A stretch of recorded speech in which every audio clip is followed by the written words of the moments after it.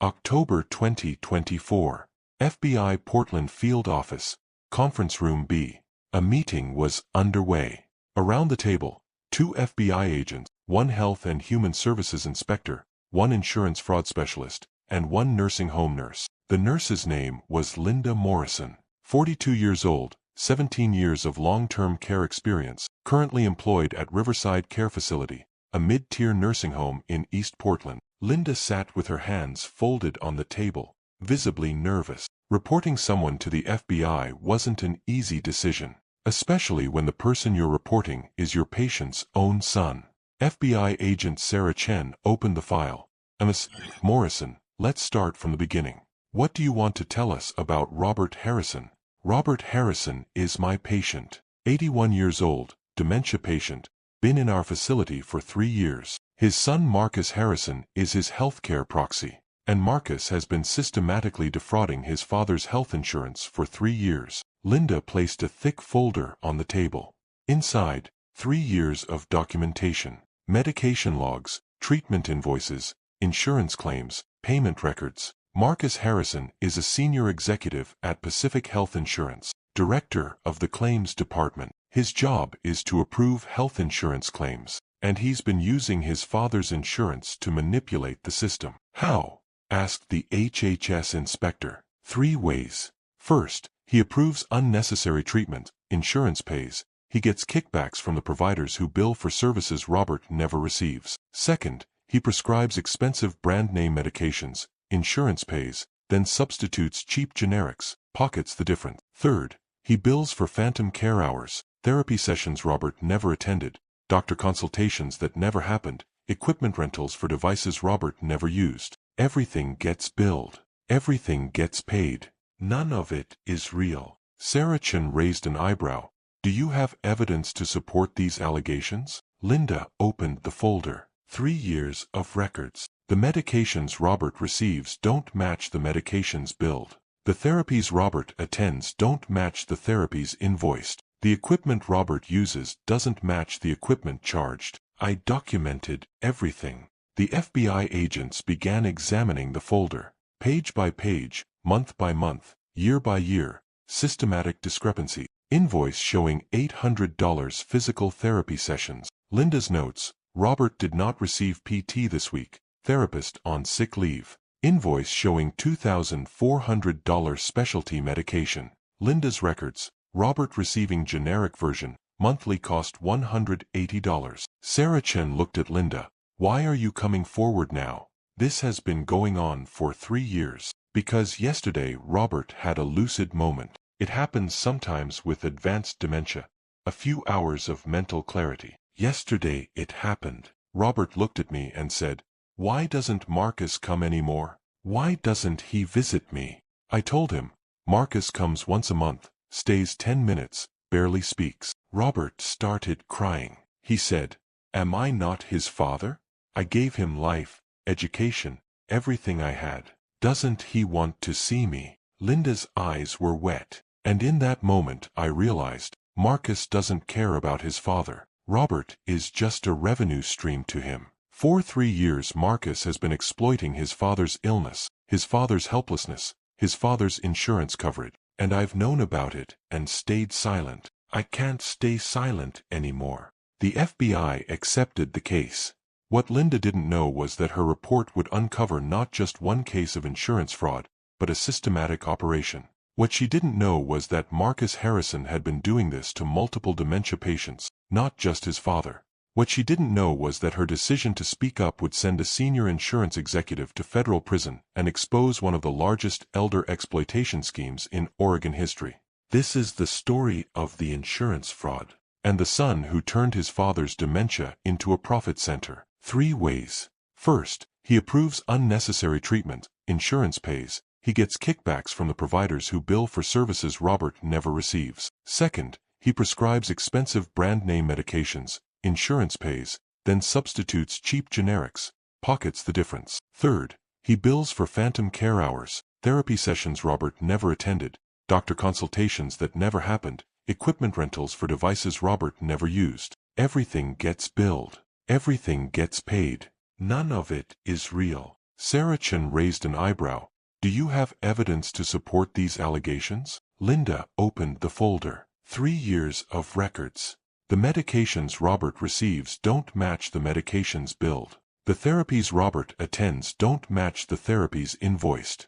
The equipment Robert uses doesn't match the equipment charged. I documented everything. The FBI agents began examining the folder. Page by page, month by month, year by year, systematic discrepancies. Invoice showing $800 physical therapy sessions. Linda's notes. Robert did not receive PT this week. Therapist on sick leave. Invoice showing $2,400 specialty medication. Linda's records. Robert receiving generic version. Monthly cost $180. Sarah Chen looked at Linda. Why are you coming forward now? This has been going on for 3 years. Because yesterday Robert had a lucid moment. It happens sometimes with advanced dementia. A few hours of mental clarity. Yesterday it happened. Robert looked at me and said, "Why doesn't Marcus come anymore? Why doesn't he visit me?" I told him, "Marcus comes once a month, stays 10 minutes, barely speaks." Robert started crying. He said, "Am I not his father? I gave him life, education, everything I had. Doesn't he want to see me?" Linda's eyes were wet. And in that moment I realized, Marcus doesn't care about his father. Robert is just a revenue stream to him. For 3 years Marcus has been exploiting his father's illness, his father's helplessness, his father's insurance coverage. And I've known about it and stayed silent. I can't stay silent anymore. The FBI accepted the case. What Linda didn't know was that her report would uncover not just one case of insurance fraud, but a systematic operation. What she didn't know was that Marcus Harrison had been doing this to multiple dementia patients, not just his father. What she didn't know was that her decision to speak up would send a senior insurance executive to federal prison and expose one of the largest elder exploitation schemes in Oregon history. This is the story of the insurance fraud, and the son who turned his father's dementia into a profit center. Red Circle. Segment 1, 4,999 characters. Robert Harrison had been diagnosed with early-stage Alzheimer's disease in March 2019. He was 78 years old, widowed. His wife Catherine had died of breast cancer in 2016. He lived alone in a modest house in southeast Portland, the same house where he'd raised his son Marcus 40 years ago.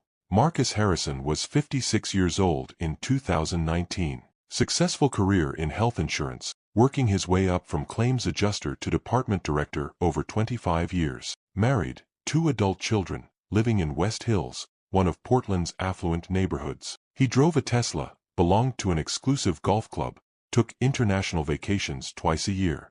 When Robert was diagnosed with Alzheimer's, Marcus faced a decision about his father's care. Robert couldn't live alone anymore. The disease was progressing. He was forgetting to eat, forgetting to take medications, getting confused about basic tasks. Marcus had 3 options: move Robert into his own home and provide full-time care, hire in-home caregivers to support Robert in his house, or place Robert in a long-term care facility. Marcus chose the facility, not because it was best for Robert, but because it was easiest for Marcus, and because Marcus had already begun seeing his father not as a parent, but as an opportunity. Robert moved into Riverside Care Facility in August 2019. It was a decent facility, clean, adequately staffed, licensed and regulated. Monthly cost, $8,500. Robert's income from Social Security and a small pension, $3,200 per month. The gap, $5,300 per month. Robert had savings, about $180,000 from selling his house and Catherine's life insurance. At $5,300 per month deficit, that money would last approximately 34 months, less than 3 years. Then Robert would be broke, would need to apply for Medicaid, would have no private resources left. Marcus knew this math. And Marcus knew something else. Robert had excellent private health insurance through his former employer's retiree plan. The insurance covered medications, treatments, therapies, medical equipment, home health services. It was comprehensive coverage worth potentially hundreds of thousands of dollars over Robert's remaining lifetime. September 2022.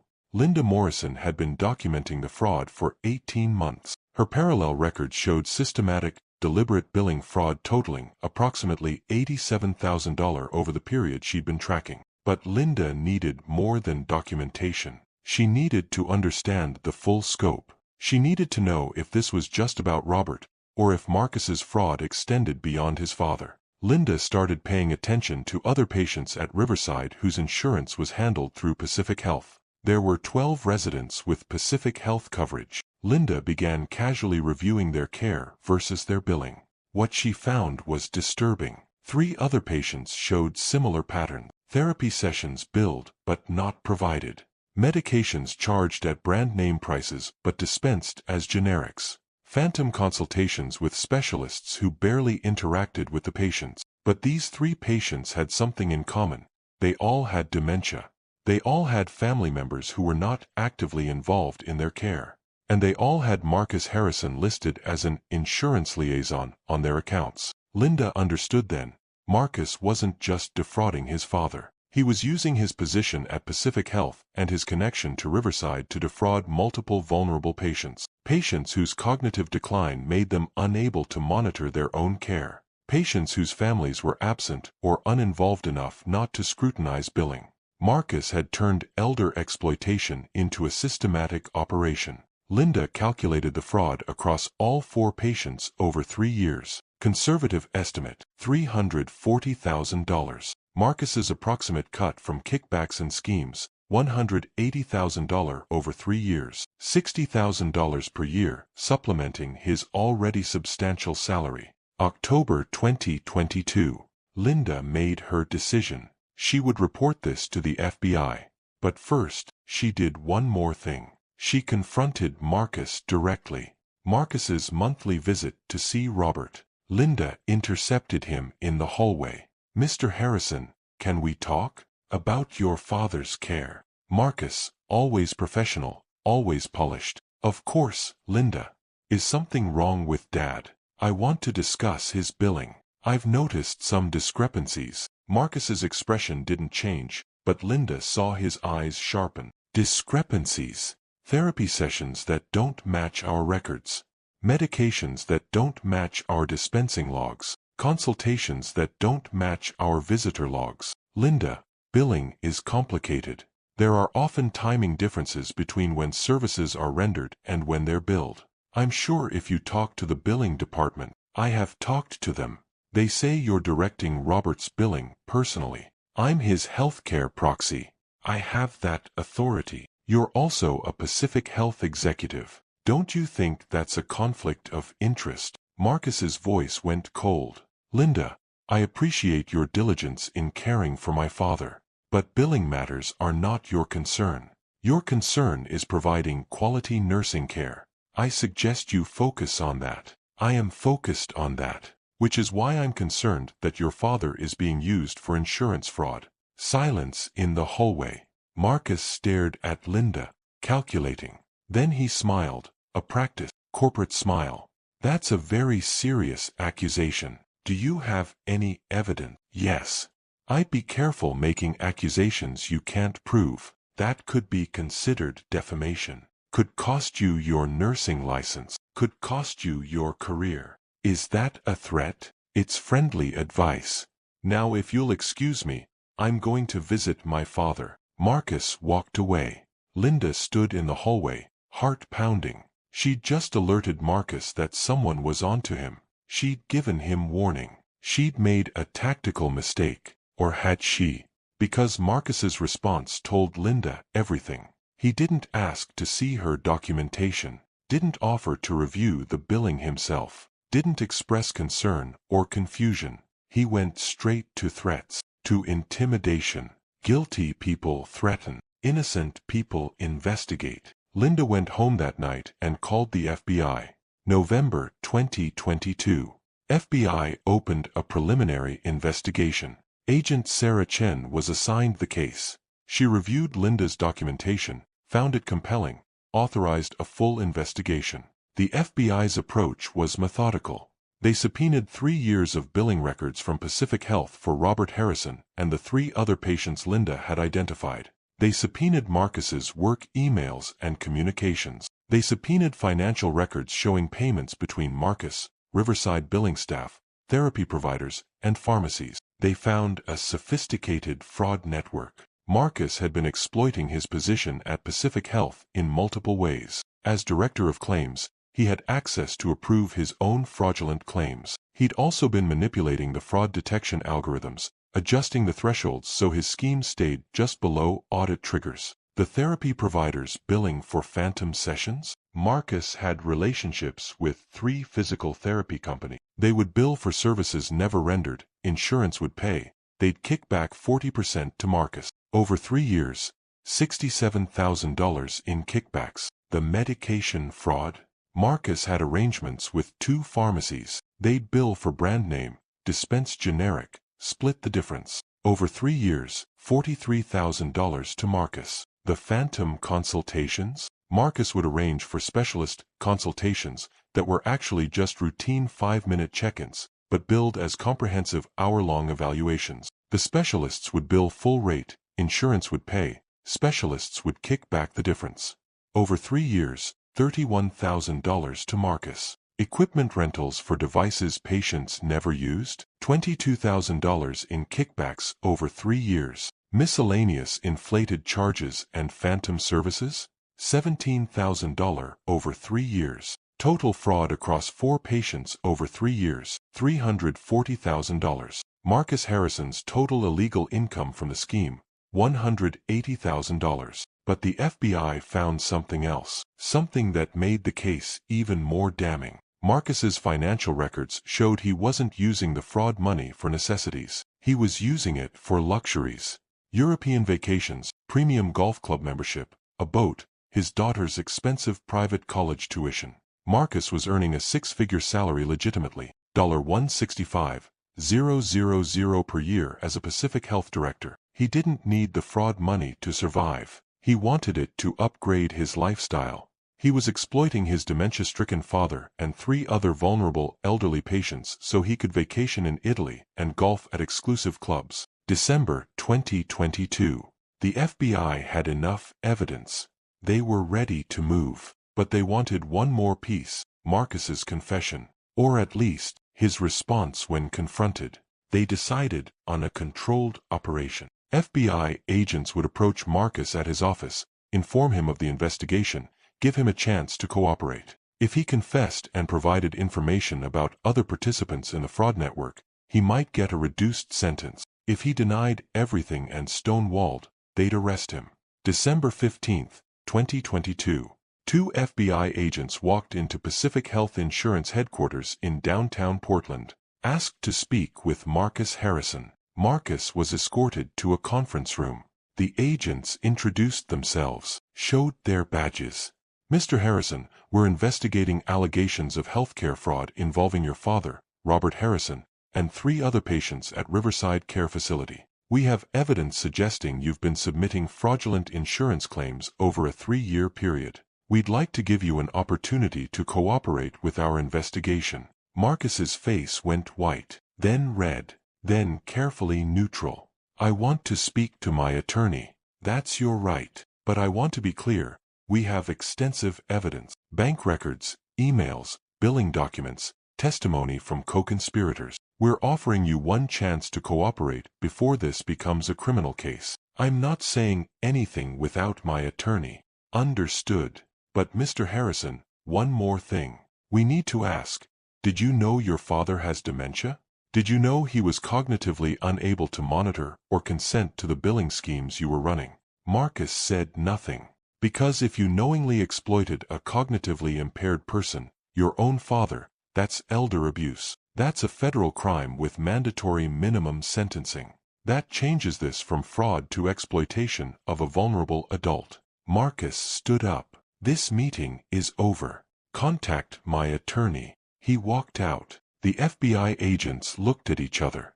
No cooperation, no confession, no remorse. They'd be filing charges.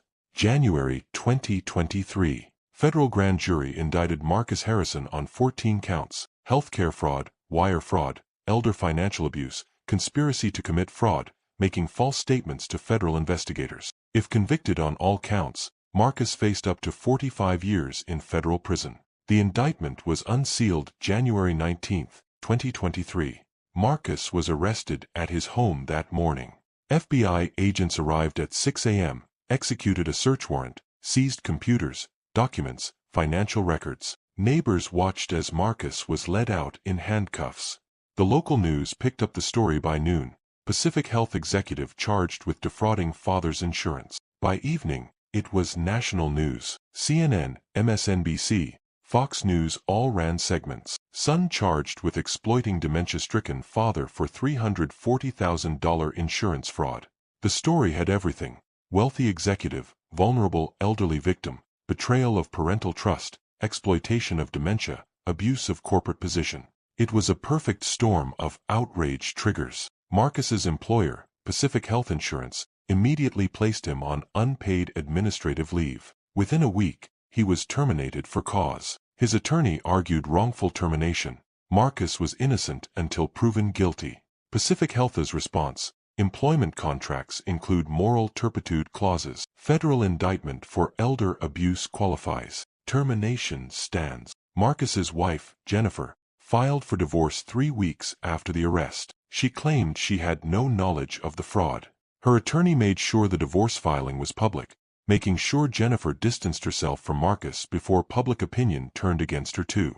Marcus's 2 adult children, daughter Amy, 28, and son Derek, 25, both released statements through their own attorneys. We are shocked and devastated by the allegations against our father. We support our grandfather Robert and hope he receives justice. They stopped visiting Marcus, stopped taking his calls, legally and publicly disowned him before the trial even began. Marcus was released on $500,000 bail. Electronic monitoring, travel restrictions, no contact with Robert or any of the other fraud victims. He moved into a small apartment. The marital home was part of the divorce asset division. Jennifer got to stay. Marcus got ejected. Alone in a 1-bedroom apartment, facing decades in prison, abandoned by his family, Marcus finally began to understand what he'd done. Not morally, he still justified it to himself, but strategically. He'd been stupid. He'd been greedy. He'd been caught. His attorney, a high-priced defense lawyer named Richard Caldwell, was blunt: "You're going to prison. The only question is for how long. The evidence is overwhelming. The FBI has documentation of every fraudulent transaction. They have your emails coordinating with co-conspirators. They have your bank records showing the kickback payments. You have no defense. What about a plea deal? The prosecutors are offering one. Plead guilty to 5 counts, cooperate fully, provide testimony against your co-conspirators in the fraud network. Recommended sentence: 8 years federal prison, full restitution of $680,000, double damages, forfeiture of all assets connected to the fraud. 8 years. I'll be 64 when I get out. My career will be over. My life will be over. If you go to trial and lose on all 14 counts, you're looking at 30 to 45 years. You'll die in prison. 8 years is a gift. Take it." Marcus took the deal. February 2023, he pled guilty in federal court to 5 counts of healthcare fraud and elder financial exploitation. The plea hearing was brief. Judge Catherine Williams asked Marcus if he understood the charges. He said yes. Asked if he was pleading guilty voluntarily. He said yes. Asked if he committed the crimes as charged. He said yes. Then Judge Williams did something unusual. She asked, "Mr. Harrison, I've read the indictment. I've read the evidence summary. I need to understand, did you know your father had dementia when you started defrauding his insurance?" Marcus's attorney objected. "Your Honor, my client has already pled guilty." Additional questions about. "I'm asking for my own understanding before I decide whether to accept this plea." "Mr. Harrison, answer the question." Marcus, quietly, "Yes, I knew." "You knew your father was cognitively impaired, unable to monitor his own care, unable to protect himself from exploitation?" "Yes." "And you exploited that vulnerability systematically for 3 years?" "Yes." "For money you didn't need. To fund luxuries, while your father lived in a nursing home unable to recognize his own exploitation." Marcus said nothing. "I'm accepting your guilty plea." Sentencing is scheduled for April 14, 2023. Mr. Harrison, I suggest you use the next 2 months to think very carefully about what kind of person you've become. The media coverage intensified after the guilty plea. This wasn't alleged fraud anymore. This was admitted fraud. Confirmed exploitation. A son who'd confessed to using his father's dementia as a profit center. Public reaction was vicious. Marcus's social media accounts were flooded with hatred. "You're a monster. I hope you rot in prison. Your father deserved better." Someone created a website, marcusharrisonisamonster.com, documenting the entire case with court filings, news articles, public records. Marcus's former employer faced scrutiny too. How had a senior claims director been able to approve his own fraudulent claims for 3 years without detection? Congressional investigators began looking into Pacific Health's fraud prevention system. The company's stock dropped 8% in a week. Marcus was toxic, professionally destroyed, socially annihilated, legally defeated. But the worst was yet to come. Because Marcus hadn't seen his father since the arrest, hadn't been allowed to. The court had issued a no-contact order protecting Robert from any further exploitation or manipulation. And Robert, in his lucid moments, was starting to understand what his son had done. March 2023. Linda Morrison was still caring for Robert at Riverside. His dementia had progressed, more confused days than lucid ones now.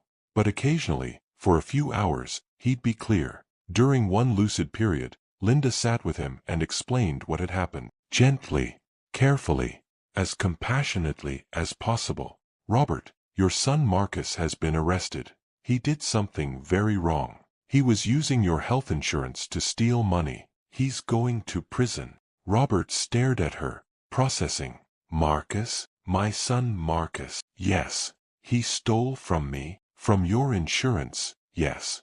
He was billing for treatments you never received, charging for medications you never got. For 3 years." Robert was quiet for a long time. Then, did he need money? Was he in trouble? Why didn't he ask me for help? Linda felt her heart break. Even now, even after everything, Robert's first thought was concern for his son. He didn't need the money, Robert. He has a good job, a good salary. He was stealing because he wanted more. Luxuries. Extras. He chose money over me. I'm afraid so. Robert started crying. I loved him. I gave him everything. I worked 2 jobs to send him to college. I sacrificed for him. And he used my sickness to steal. I'm so sorry, Robert. Does he even love me? Did he ever love me? Or was I just money to him? Linda couldn't answer that. She just held Robert's hand while he cried. That lucid period lasted 3 hours. Then Robert slipped back into confusion. But Linda documented what he'd said. Documented his pain, his betrayal, his devastation at understanding what his son had done. The FBI provided that documentation to prosecutors. It became part of the sentencing memorandum. April 14, 2023. Sentencing hearing for Marcus Harrison. Federal Courthouse, downtown Portland. Courtroom packed with media, FBI agents, insurance fraud investigators, representatives from Pacific Health, and a handful of public observers who'd followed the case. Judge Catherine Williams presided. She'd reviewed all the sentencing materials, the plea agreement recommending 8 years, the prosecution's sentencing memorandum, the defense's request for leniency, letters from victims, financial accounting of the fraud. The prosecution went first. Assistant U.S. Attorney Michael Torres stood and addressed the court. Your Honor, Marcus Harrison systematically exploited 4 vulnerable elderly patients over 3 years. Total fraud, $340,000. But the monetary amount doesn't capture the full harm. Mr. Harrison exploited his own father, a man with dementia, a man who trusted him completely, a man who was cognitively unable to protect himself. This is betrayal of the most fundamental kind. A son exploiting a father's vulnerability for personal gain. Torres presented evidence, the 3 years of false billing, the kickback schemes, the luxury purchases funded by fraud money. He showed the court photos of Marcus's boat, his European vacation receipts, his golf club membership dues, all paid with money stolen from his father's insurance. Your Honor, The plea agreement recommends 8 years. We believe that's appropriate. But we want the court to consider the aggravating factors: abuse of professional position, targeting vulnerable victims, lack of remorse until caught, systematic and sophisticated fraud. This wasn't a momentary lapse. This was calculated, ongoing exploitation. The defense attorney, Richard Caldwell, argued for leniency. Your Honor, Marcus Harrison has accepted responsibility. He pled guilty. He's cooperating with ongoing investigations into other participants in this fraud network. He's lost his career, his marriage, his relationship with his children. He's already been punished severely by the consequences of his actions. We ask the court to consider that 8 years in federal prison will end his career permanently, will destroy any chance of rebuilding his life. We respectfully request a sentence at the low end of the guidelines, 5 years, with credit for cooperation. Then came victim impact statement. Linda Morrison spoke first. She described caring for Robert, watching him be exploited, documenting the fraud, making the difficult decision to report it. Robert Harrison is a gentle, kind man. He worked hard his whole life. He raised his son alone after his wife died. He sacrificed everything for Marcus, and Marcus repaid him by turning his illness into a business opportunity. I've been a nurse for 17 years. I've seen a lot of bad families, a lot of neglect, but I've never seen anything this calculated, this cold. Marcus didn't just neglect his father. He actively exploited him. Linda's voice broke. Robert had a lucid moment a few weeks ago. He asked me if Marcus ever loved him, or if he was just money. I couldn't answer that, but I think the answer is in this courtroom. Marcus chose money. Every day for 3 years, he chose money over his father. The courtroom was silent. Next, a representative from one of the other 3 fraud victims spoke. An elderly woman named Dorothy Chen, 83, had been one of the patients Marcus defrauded. She didn't have dementia, she had Parkinson's disease, which made her dependent on care but left her mind sharp. She'd found out about the fraud when the FBI contacted her. Her daughter, Michelle Chen, spoke on her behalf. My mother's insurance was defrauded for $68,000 over 3 years. Money meant to pay for her care was stolen by Marcus Harrison and his co-conspirators. But the money isn't even the worst part. The worst part is knowing that someone was exploiting her vulnerability, seeing her as a target, as a revenue source. My mother can't stop shaking because of Parkinson. She can't feed herself. She can't dress herself. She's completely dependent on caregivers. And Marcus Harrison saw that dependency and thought, how can I profit from this? That's sociopathic. That's evil. Judge Williams asked if Marcus wanted to make a statement before sentencing. Marcus stood. He'd aged in the 4 months since his arrest, thinner, grayer, worn down. Your Honor, I want to apologize. To my father, to the other patients I defrauded, to their families. I know I can't undo what I did. I know sorry isn't enough. I got caught up in greed. I lost sight of what mattered. I betrayed my father's trust. I exploited people who couldn't defend themselves. I deserve to be punished. It was a prepared statement, carefully worded by his attorney. It sounded rehearsed. It sounded like someone trying to minimize a sentence, not someone genuinely grappling with what they'd done. Judge Williams saw through it. Mr. Harrison, I've presided over many fraud cases. I've heard a lot of apologies. Most of them sound like yours, regretful about being caught, not about the conduct itself. You say you got caught up in greed, but this wasn't momentary greed. This was 3 years of systematic exploitation. You made hundreds of decisions to defraud your father and other vulnerable patients. Every false claim you filed, every kickback you accepted, every phantom service you billed, those were choices, deliberate choices. Judge Williams looked at the sentencing guidelines. The plea agreement recommends 8 years. I've considered the defense request for 5 years. I've also considered the aggravating factors: abuse of position of trust, targeting vulnerable victims, sophisticated fraud scheme, lack of genuine remorse. She paused. The sentence is 10 years in federal prison. Full restitution of $680,000, double the fraud amount, to be paid to the insurance companies and victim. Forfeiture of all assets traceable to the fraud proceeds, including the boat, vacation property, and any remaining fraud money.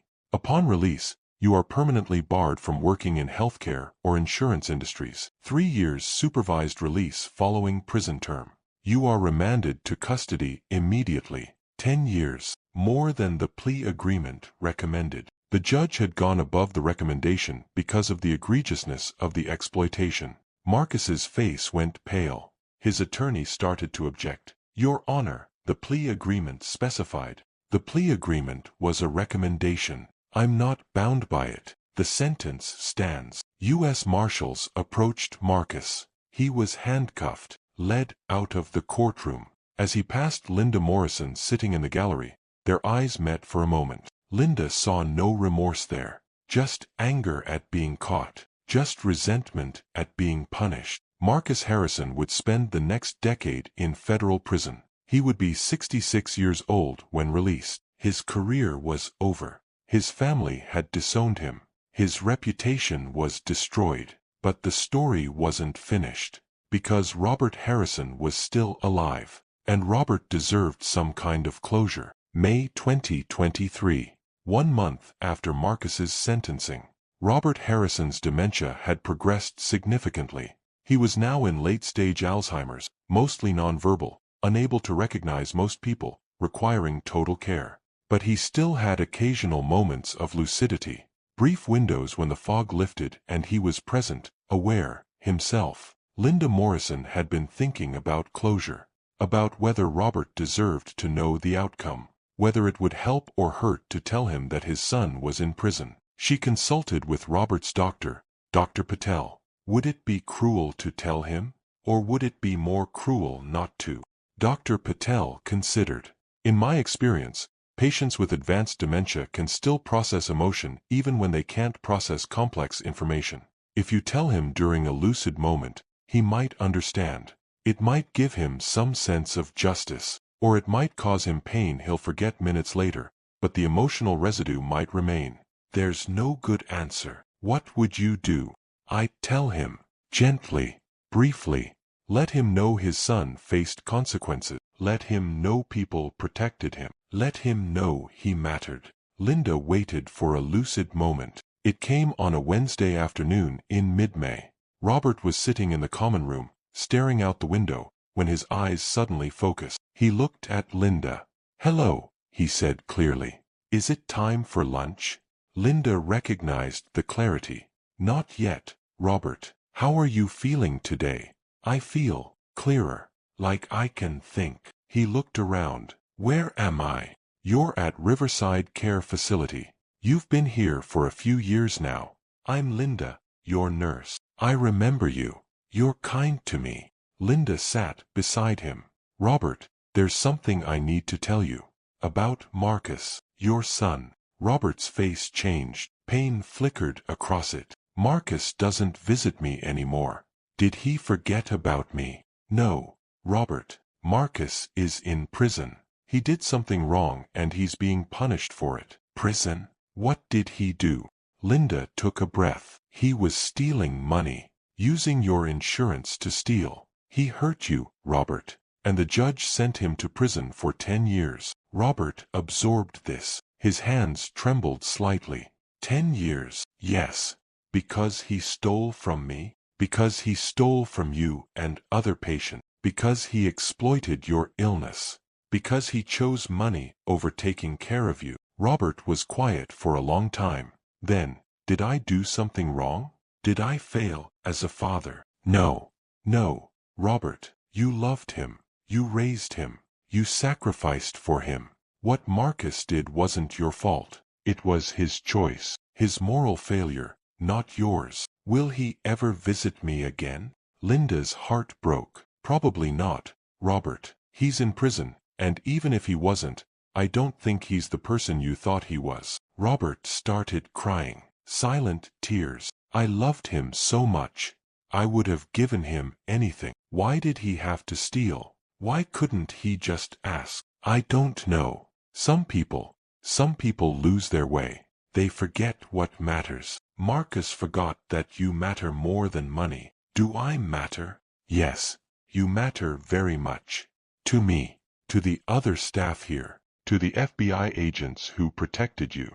To the judge who punished Marcus. You matter, Robert. Robert looked at Linda with clear eyes. Thank you for telling me. Thank you for protecting me. I'm sorry I won't remember this conversation tomorrow. That's okay. I'll remember for both of us. That lucid period lasted about 90 minutes. Robert asked more questions. Linda answered them honestly but gently.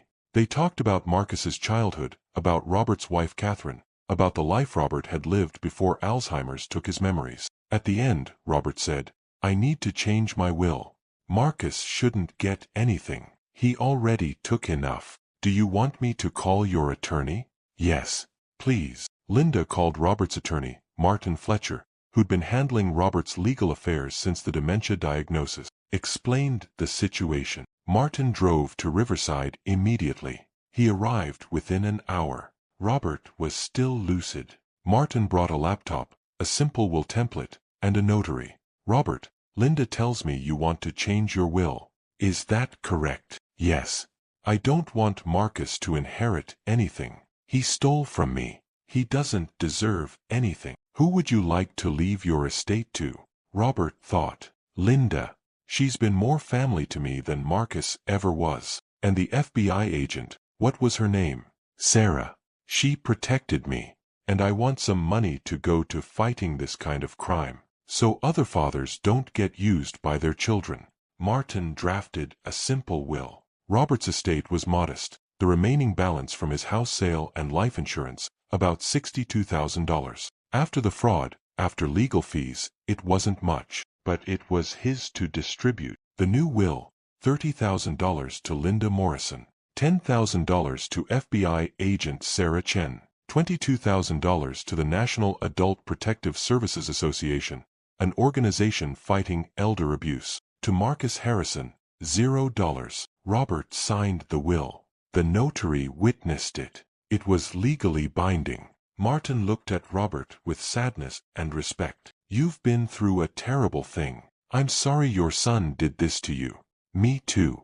But I'm glad people like Linda and Sarah exist. They protected me when my own son wouldn't. That means something. 2 hours after that conversation, Robert's lucid period ended. He slipped back into confusion.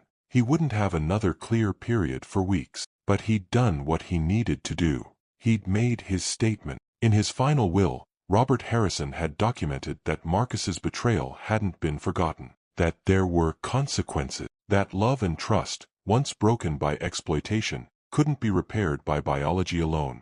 Linda filed the signed will with the court. It became part of Robert's legal record. And when Robert Harrison died 8 months later, in January 2024, that will would be executed. Marcus, sitting in federal prison, would learn that his father had disinherited him, that after a lifetime of providing for his son, Robert had decided Marcus deserved nothing, because Marcus had already taken everything that mattered. January 2024. Robert Harrison died peacefully in his sleep at Riverside Care Facility. He was 83 years old. The dementia had progressed to the point where he no longer recognized anyone, no longer spoke, no longer seemed aware of his surroundings. Linda Morrison was with him when he died. She'd been checking on him during her night shift, found him unresponsive, checked his pulse, gone. Peaceful. No pain. The way most families hope their loved ones will go. She called the doctor, called the funeral home, and then, per legal protocol, she called Robert's next of kin, Marcus Harrison, currently incarcerated at FCI Sheridan, a federal prison about 50 miles from Portland. Linda spoke to the prison chaplain, who would inform Marcus of his father's death. She didn't want to speak to Marcus directly, didn't want to hear his voice, didn't want to know if he felt anything. The chaplain called her back 2 hours later. I informed Mr. Harrison of his father's death. He asked about funeral arrangements. I told him he could request a temporary release to attend the funeral, but given his offense involved the deceased, it's unlikely to be approved. He said he understood. He asked if his father suffered. I told him no, it was peaceful. He said thank you and ended the conversation. No tears, no emotion, no request to know more about his father's final months. just logistics. Robert's funeral was held January 18, 2024, at a small chapel in southeast Portland. Modest service, open to anyone who wanted to attend. About 40 people came. Staff from Riverside, Linda Morrison, Dr. Patel, several nurses and aides who'd cared for Robert over the years. A few of Robert's former co-workers from before retirement. Neighbors from the house he'd lived in before moving to care. FBI agent Sarah Chen, attorney Martin Fletcher, and surprisingly, Marcus's ex-wife Jennifer and their 2 children, Amy and Derek. They sat in the back, uncomfortable, uncertain if they belonged there. Linda gave a brief eulogy. Robert Harrison was a kind man who deserved better than what he got. He worked hard his whole life. He raised his son after his wife died. He sacrificed to give his family a good life. And in his final years, when he needed care and protection, he was exploited by the person who should have protected him most. But Robert also experienced kindness from staff who cared for him, from investigators who protected him, from a legal system that held his exploiter accountable. Robert's story is tragic, but it's also a reminder that when families fail, sometimes strangers step in. Sometimes community provides what biology doesn't. After the service, Linda approached Jennifer, Amy, and Derek. "Thank you for coming. I know this is complicated." Jennifer, carefully, "We wanted to pay respects. Robert was always kind to me, to the kids. What Marcus did, we didn't know. We had no idea he was capable of that." "I believe you." Amy, Robert's granddaughter, was crying. "I haven't seen Grandpa in years. I was busy with my life, my career. I thought there was time. I thought I'd visit eventually. And now he's gone and I never said goodbye. He knew you loved him. Even with the dementia, he remembered his grandchildren. He'd talk about you sometimes, during lucid moments. Did he know what my father did to him?" "Yes. I told him, during one of his clear periods. He was devastated. But he also changed his will. He made sure Marcus wouldn't benefit from his death. That was important to him." Derek asked, "What happened to the estate? What was left?" "About $62,000. Robert left most of it to people who helped him. Linda Morrison received $30,000. FBI agent Sarah Chen received $10,000. The rest went to organizations fighting elder abuse. And my father? Nothing. Robert specifically disinherited him. The 3 of them absorbed this. A final rejection. A final statement. Even in death, Robert was saying, "You broke my trust, you get nothing." Jennifer said quietly, "Good. Marcus doesn't deserve anything from Robert. He took enough." The will reading was scheduled for January 25, 2024. Martin Fletcher, Robert's attorney, conducted it. Present, Linda Morrison, FBI agent Sarah Chen, and via video link from FCI Sheridan Prison, Marcus Harrison. Marcus appeared on screen. He looked older than 10 months in prison should make someone look. Grayer, thinner, harder. Martin read the will. The distribution of assets was clear. Linda Morrison, $30,000. Sarah Chen, $10,000. NAPSA, $22,000. Marcus Harrison, $0. Furthermore, Martin read, Robert Harrison's will includes a statement to be read to Marcus Harrison. "You chose money over me. You exploited my illness. You stole from me when I couldn't protect myself. You were my son, and I loved you, but you proved you never loved me. You loved what I could give you. Now I give you nothing. I hope the 10 years in prison teach you something your father couldn't, that people are not resources to be exploited. You'll have a long time to think about what you did. I hope you use it." On screen, Marcus's face showed no emotion. He just stared at the camera. Then, "Is that everything?" "Yes, Mr. Harrison. That's everything." "Then I'd like to end this call." The screen went black. Marcus had hung up. No response to his father's final words. No reaction to being disinherited. No visible emotion at all. After the call ended, Sarah Chen said to Linda, "He's either completely shut down emotionally, or he's a sociopath. I'm not sure which is worse. Does it matter?" Either way, Robert's final message was clear. and Marcus will spend the next 9 years in prison thinking about it. Whether he actually learns anything is up to him. Linda took the $30,000 inheritance. She didn't feel right keeping it all. She donated $15,000 to Riverside's Staff Development Fund, specifically for training on elder abuse detection, kept $15,000 for herself, used it to pay off student loans from nursing school. Sarah Chen donated her $10,000 to a local organization providing legal aid to elder abuse victims. The NAPSA received their $22,000 and used it to fund a new program, the Robert Harrison Initiative, training healthcare workers and insurance investigators to detect exploitation of dementia patients. Robert's death became part of the fraud's legacy. His story was used in training materials, in congressional testimony about healthcare fraud, in ethics courses for medical professionals. The man who was exploited became the catalyst for protecting others. March 2024. 2 months after Robert's death, the ripple effects of Marcus Harrison's fraud case continued expanding. Pacific Health Insurance faced a federal investigation into their fraud detection system. Congressional committees wanted to know, how did a senior executive manage to approve his own fraudulent claims for 3 years without detection? The investigation revealed systematic failures. Pacific Health's fraud detection algorithms were sophisticated for detecting patient-initiated fraud, fake injuries, exaggerated claims, doctor shopping. But they had no systems for detecting insider fraud, employees exploiting their positions to manipulate claims. Marcus had taken advantage of this blind spot. As director of claims, he understood the algorithms intimately. He knew the thresholds that triggered audits. He kept his fraudulent claims just below those thresholds. He spread the fraud across multiple patients so no single patient's claims looked unusual. He used his legitimate authority to approve claims that would have been flagged if submitted by outsiders. The congressional investigation resulted in new federal regulations. The Health Care Fraud Prevention Act of 2024 mandated that insurance companies implement systems to detect insider fraud, required regular audits of claims approved by executives with family members in care facilities, and established harsher penalties for healthcare workers who exploited their positions. The law was informally called Robert's Law by advocates who'd followed the case. Pacific Health faced civil penalties totaling $15 million for inadequate fraud prevention. They also faced dozens of lawsuits from other patients whose claims Marcus had handled. Families worried that if Marcus defrauded his own father, he might have defrauded their family members too.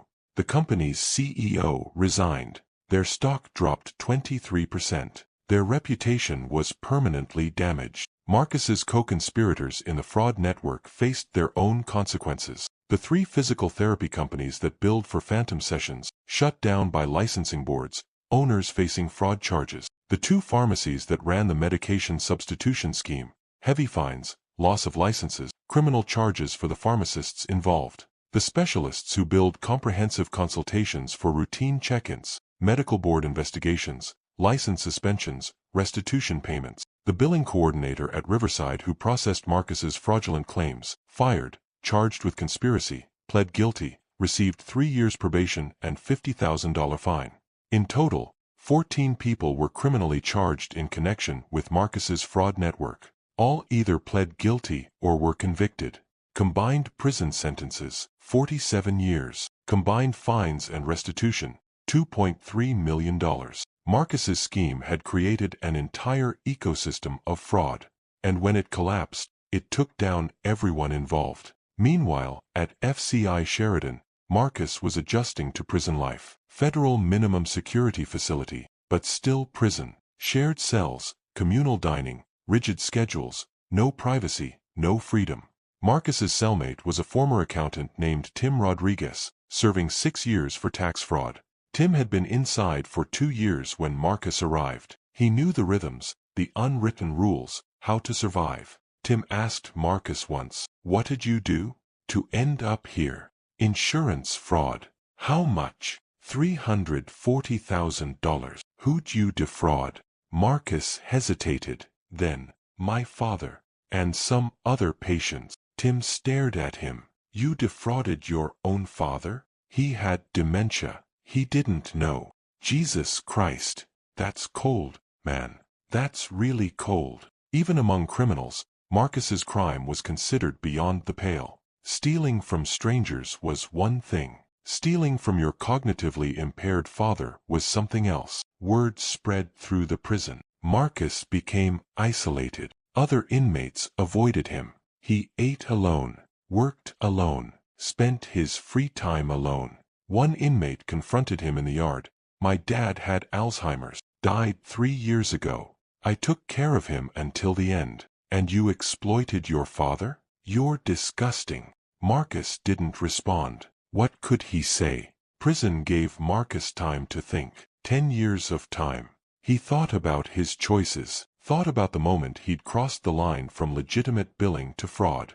It had seemed so small at first, just inflating a therapy claim a little, just substituting one medication for another and keeping the difference. Small steps, incremental choices. None of them felt significant individually, but accumulated over 3 years, those small choices became $340,000 in fraud, became exploitation of his father, became the destruction of his career, his marriage, his relationship with his children. Marcus tried writing letters to his children, Amy and Derek, apologizing, explaining, asking for forgiveness. Neither responded. Their attorneys sent a formal letter. "Our clients do not wish to have contact with you. Please cease all communication." His ex-wife Jennifer filed a civil lawsuit seeking to recoup her portion of the restitution payments, arguing she shouldn't be financially liable for fraud she didn't commit or benefit from. The court agreed. Marcus alone was responsible for the $680,000 restitution. Jennifer's divorce settlement was protected. Marcus's assets were liquidated to pay restitution. The boat, sold, $47,000. Vacation timeshare, sold, $23,000. Personal investments, liquidated, $89,000. After legal fees and divorce settlements, Marcus had about $12,000 in remaining assets, all seized for restitution. He still owed $521,000. The court established a payment plan. Upon release from prison, Marcus would pay 25% of any income toward restitution until the debt was satisfied. At minimum wage, that would take decades. He'd be paying for the rest of his life. Marcus was 57 years old. He'd be 67 when released. No career, no family, no assets, no prospects. A felon with a healthcare fraud conviction, barred from the only industry he knew. His attorney visited once, 6 months into the sentence. Marcus asked, "Is there any way to reduce the restitution? Any way to negotiate it down?" "No. You pled guilty.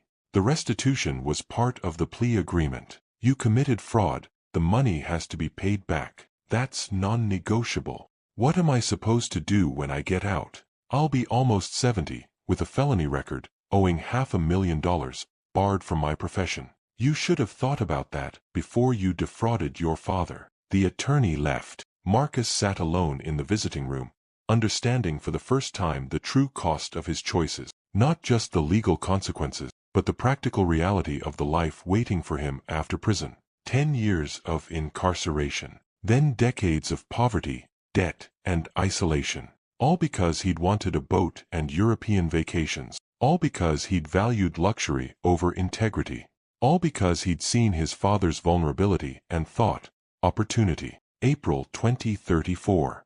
10 years after Robert Harrison's death, Marcus Harrison walked out of FCI Sheridan at age 67. He'd served his full 10-year sentence. No early release, no time off for good behavior beyond the standard calculations. A decade in prison had changed him. He was thinner, grayer, older looking than 67.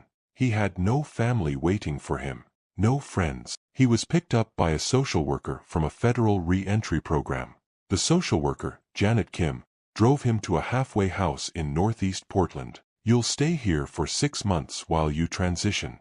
We'll help you find employment, get on your feet. You'll have a curfew, regular check-ins, drug testing. Follow the rules and it goes smoothly." What kind of employment can I get? I'm 67 with a felony fraud conviction, barred from healthcare and insurance. Realistically, manual labor, retail, food service, entry-level positions, minimum wage, maybe slightly above if you're lucky. I have a master's degree. I was a senior executive. That was a different life. This is your life now. Marcus started working at a grocery store, stocking shelves, bagging groceries. $15 per hour. After taxes and the 25% garnishment for restitution, he took home about $350 per week. The halfway house charged $120 per week. That left $230 for food, transportation, everything else. Marcus was poor, genuinely poor for the first time in his life. He'd grown up middle class, built a successful career, lived comfortably. Now he was choosing between buying decent food or taking the bus. He worked at the grocery store for 3 years, showed up on time, did the work, kept his head down. He was old enough to be grandfather to most of his co-workers. They were polite but kept distance. Nobody wanted to befriend the old ex-con.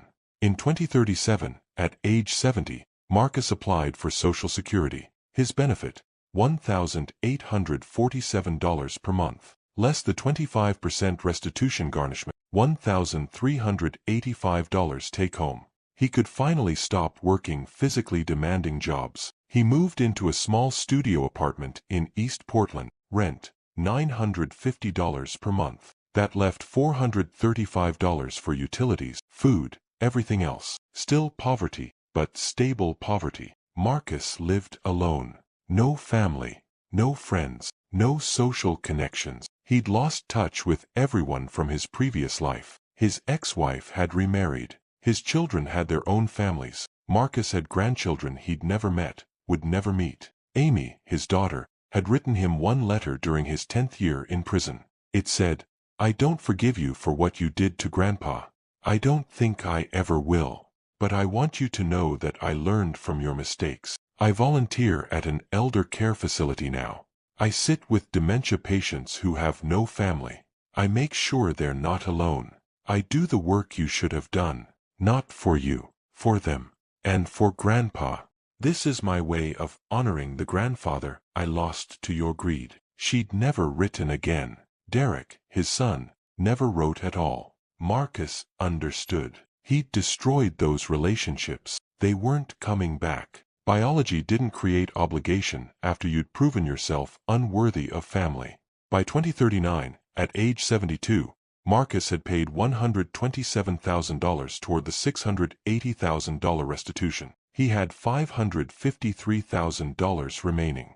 At current rates, he'd be paying until age 112. He'd die in debt. The fraud had defined the second half of his life. 10 years in prison, 25 years, and counting, in poverty, paying back money he'd stolen from his own father. Meanwhile, the legacy of Robert Harrison lived on in more positive ways. The Robert Harrison Initiative, funded by his estate, had trained over 5,000 healthcare workers in elder fraud detection. They'd helped identify and stop 17 similar fraud schemes, protecting hundreds of vulnerable patients. Linda Morrison had continued working at Riverside, eventually becoming director of nursing. She'd implemented new protocols for monitoring patient billing, ensuring staff were trained to recognize exploitation, creating systems to protect patients from insider fraud. FBI agent Sarah Chen had been promoted. She now headed the healthcare fraud unit for the FBI's Portland office, overseeing investigations into elder exploitation, insurance fraud, and healthcare corruption. Riverside Care Facility had overhauled its billing procedures, implementing dual approval systems, regular audits, and strict conflict of interest policy. They'd become a model for other facilities. Pacific Health Insurance, after the scandal, had implemented industry-leading fraud detection for insider threats. They'd caught and prevented multiple fraud attempts that would have otherwise succeeded. The case had created lasting change. Robert's exploitation had exposed systemic vulnerabilities. His story had become a teaching case in medical schools, nursing programs, insurance training, FBI academies. Robert Harrison, who died alone with dementia, had inadvertently protected thousands of other vulnerable patients by exposing his son's crimes. In 2040, Linda Morrison retired from nursing. She was 68 years old, had worked in elder care for 35 years. At her retirement party, she gave a short speech. "I've cared for hundreds of patients over my career. Most of their names I've forgotten, but I'll never forget Robert Harrison. He was exploited by the person who should have protected him most. And when I saw what was happening, I had to make a choice: stay silent and keep my job secure, or speak up and risk everything. I spoke up, and I'm proud I did, because Robert deserved someone to fight for him. Every vulnerable patient deserves that. If there's one thing I hope I've taught the nurses I've worked with, it's this: advocate for your patients. Always. Even when it's hard. Especially when it's hard. Marcus Harrison heard about Linda's retirement through a news article. He was 73 years old, living in his small studio apartment, receiving Social Security minus restitution garnishment, working occasional part-time shifts at the grocery store to make ends meet. He read about Linda being honored, about the Robert Harrison Initiative, about the lasting legacy of the case, about how his fraud had inadvertently created systemic reforms that protected vulnerable patients. He felt nothing. No pride that something good came from his crime. No satisfaction that his father's suffering had meaning. Just emptiness. Marcus had spent 15 years, 10 in prison, 5 after, thinking about what he'd done, understanding intellectually that he'd been wrong, but never quite feeling it, never quite grasping emotionally the depth of his betrayal. He'd exploited his father for $180,000 in kickbacks, had spent it on luxuries that brought no lasting happiness, had lost his career, his family, his freedom, his future, and in the end, had learned nothing except that crime has consequences. Some people can't be redeemed. Some damage can't be repaired. Some choices define you forever. Marcus Harrison was that person. His fraud was that damage. His choice to exploit his father was that defining moment. And unlike his father, who created a legacy of protection and reform, Marcus's legacy was simple: a cautionary tale. A reminder of what happens when you value money over people. When you exploit vulnerability instead of protecting it. When you forget that love and trust, once broken by greed, can never be fully restored. Robert Harrison died with dementia, exploited and alone. But his story protected thousands. Marcus Harrison would die in poverty, isolated and unforgiving. And his story would serve as a warning. This is what happens when you choose wrong. This is the price of exploiting those who trust you most. Some stories end with redemption. This one ended with consequences. And sometimes, consequences are all the justice we get.